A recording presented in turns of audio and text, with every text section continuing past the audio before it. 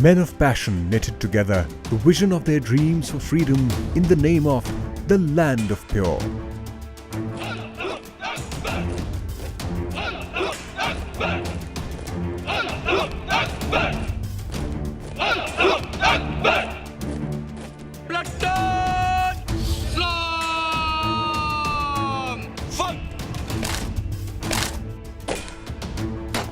And then the best of them went further to defend the waters and the shores that dedicated the geographical realities of the dream so that the rest can have the privilege of this vision forever.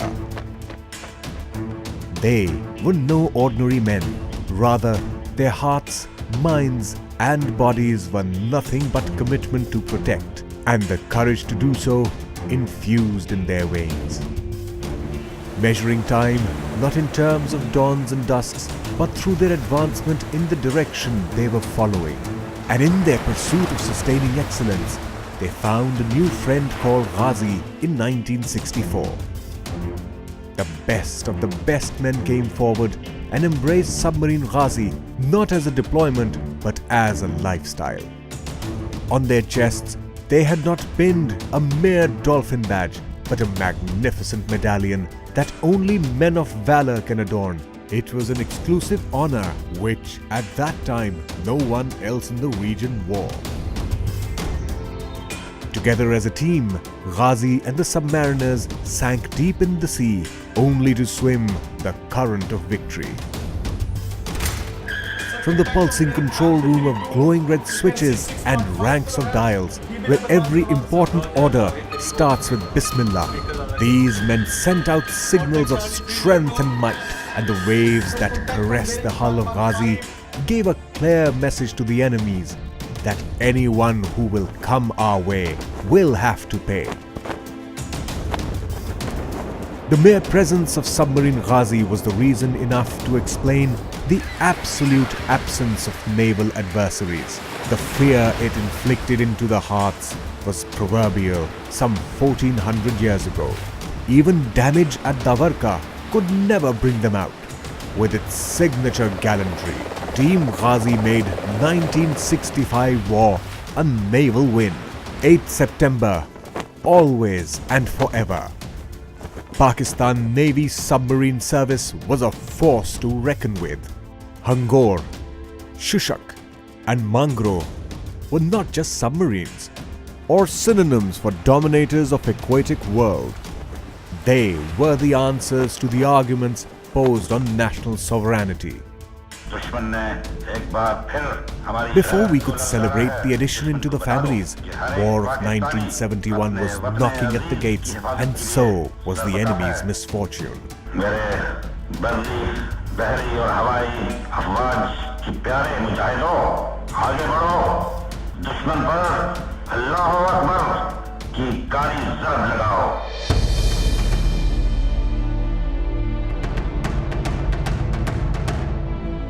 Before the sailors could acquaint themselves with the linings of Daphnes, the war whistle was blown, and so the men ventured into the unknown, towards the unseen.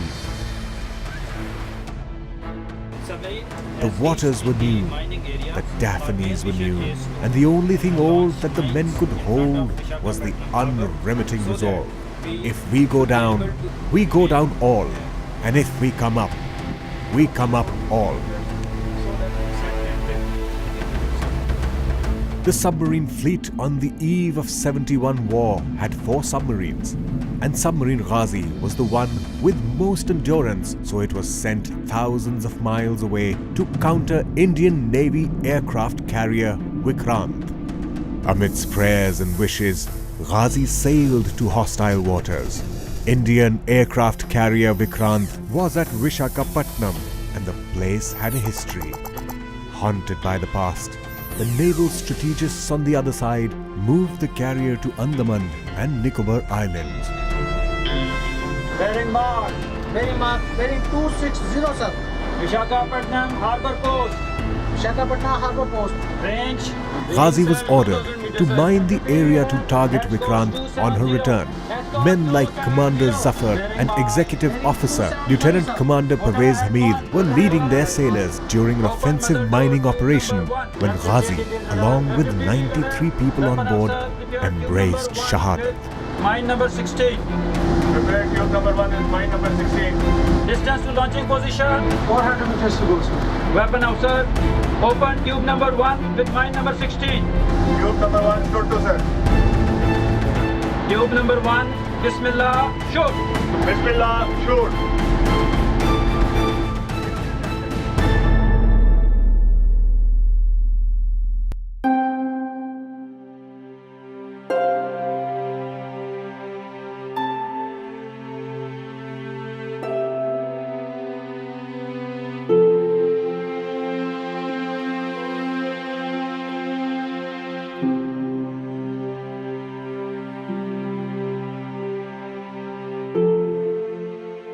Besides the nameplate, memories of success, and higher standards of sacrifice, Ghazi left behind the notion that the love of motherland surpasses everything. Most trivial of it all is the love for own self. Those left behind didn't mourn because the salinity speaks that the sea had shed enough tears. Ghazi was a story of fortitude and chivalry, but the sea and the story go a long way together.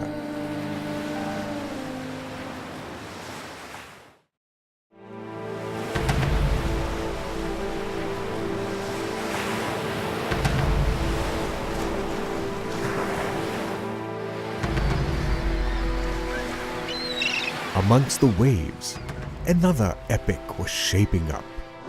Okay, Axo will go like this. PN submarine Hangor detected Indian naval ships Kukri and Kirpan on the evening of the 9th of December 1971. The two ships were searching the area for the submarine. Sound action stations.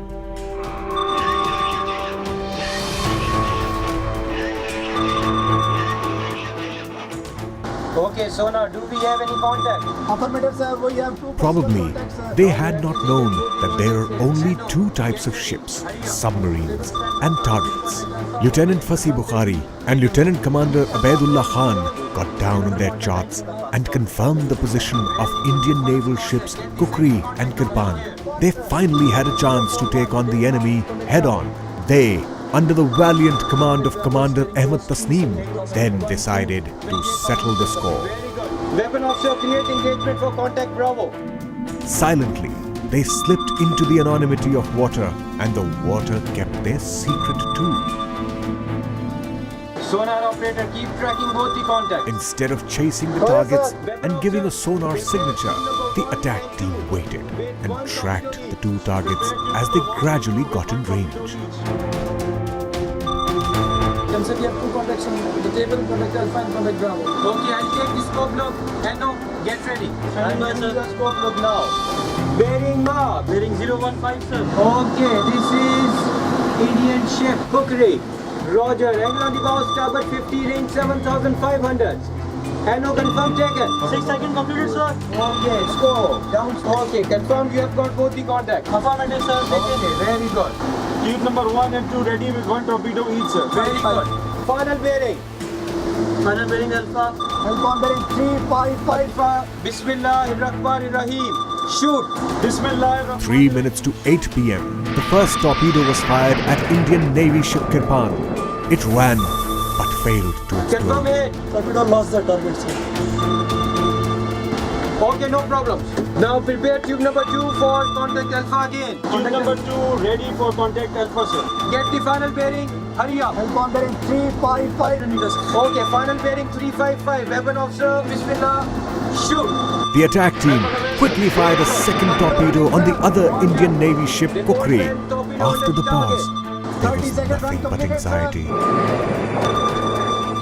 Torpedo under the target, sir.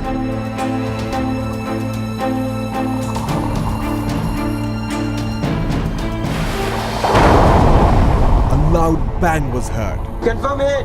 Torpedo hit the target, sir. The torpedo had exploded under the ship's magazine at 8 p.m. Kukri took 2 minutes to go down, with 18 officers and 176 sailors aboard. Indian Navy ship Kukri is the most costly wartime Indian casualty. The epic had been written. PN Submarine Hangor was the first submarine to have sunk a ship after the Second World War. Indian Navy ship Kirpan attempted to engage Hangor, but against all odds, Hangor charged and attacked Kirpan, firing a third torpedo locked onto its tail. Contact Alpha. Bismillahirrahmanirrahim. Shoot. Kirpan disengaged, increased her speed, but could not get too far. It was badly damaged and crippled.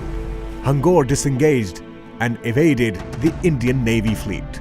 For 4 days, Indian Navy ships depth charged the sea, but the luck chose to favor the brave.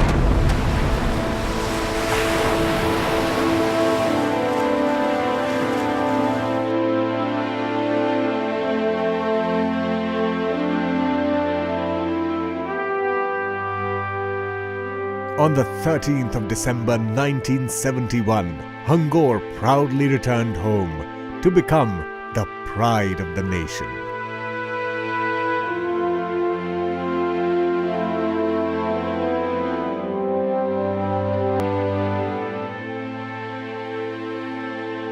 Life at submarines is not just life. It's a never-ending adventure. The people who board the submarine once just never get off board. They only fade away.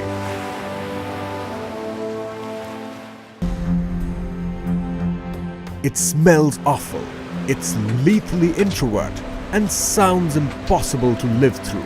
But as time passes and the submariner master their craft, the strong keel of their relationship is laid.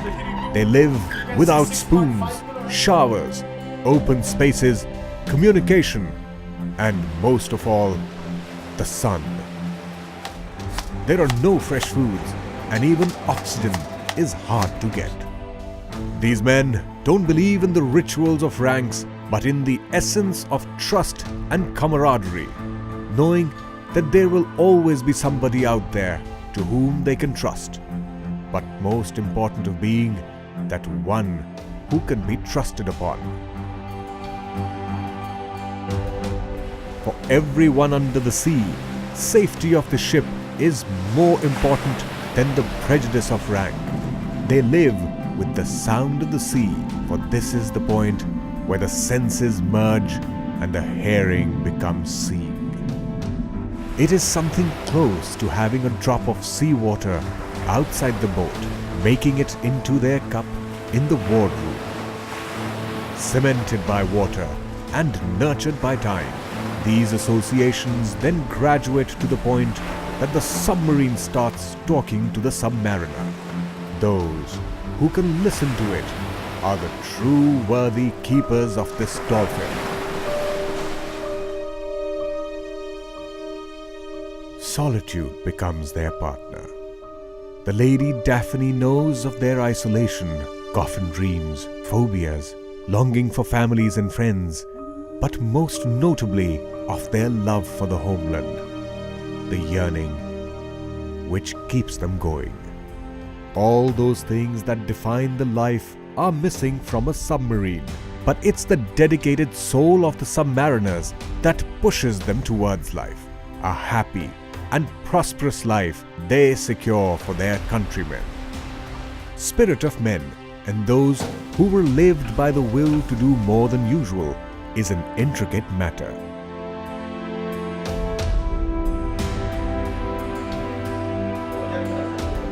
They continue to train each other, learning how to survive when there is a dearth of resources and how to live with the lesser opportunities, yet making it with dignity. The family was growing. Another Daphne-class submarine had joined and was named Ghazi, a reference to glorious past. The proud moment came when they were self-reliant and they could assemble, refit without any assistance. The slogan that keeps them running, that their submarine service was the first equipped, better equipped, and still the best. They have walked the extra miles in building bonds that were permanent in nature and true in their essence and manifestation, winning allies who can stand through the waters of test. The world of highly competent, dependable, well-bonded men. Submarine wars is and will be the life of these men. They don't call it second marriage, but their first marriage. They're all equally important, from skipper to sanitary worker. For they all make a family of people who serve in silence, but in their silence they hear giggles of fellow comrades. Indigenization came next, and then it came at many levels, thereby saving national resources and lessening burden on exchequer. One after the other, the Augusta-class submarines Hashmat, Hurmat, Khalid, Saad and Hamza joined the Distinguished League. A service where they care enough about each other and all others so that the defense of the state remains impregnable. All these years, they have managed to sail smoothly and safely. The journey of survival that started with a tiny step is now the road to excellence, trekked in leaps and bounds. While the submarine service has stepped into the other half of the century, her resolve awe-inspires billions. They owe their existence to each other. The submarine is glorified because of the submariners, and the submariners are heroes because they belong to the submarine. They are the first to enter the warfront, but last to leave, remain unseen, but unseen. Stretched to the limit is the submariner, and designed to perfection is the submarine. But worthy is the passion that connects the two. I am that passion. Permission to lower the scope, sir.